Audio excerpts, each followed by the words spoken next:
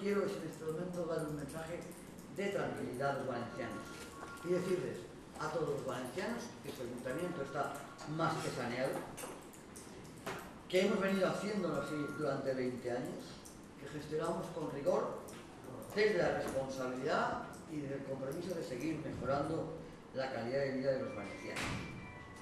Que este ayuntamiento gobierna optimizando los recursos de manera responsable y austera, que garantizamos la calidad de los servicios y que seguiremos garantizando la prestación de los servicios.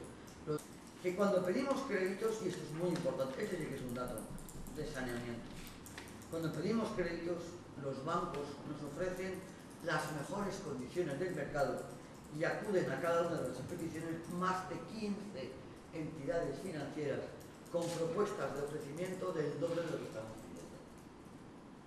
Porque una vez más se está demostrando esta forma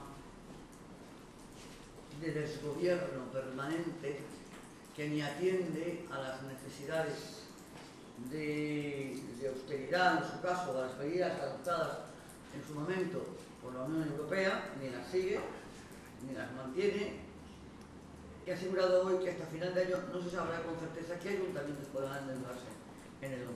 Pero por si acaso ya han dicho que valenciano. Fíjense ustedes la intencionalidad. Antes se coge a un mentiroso.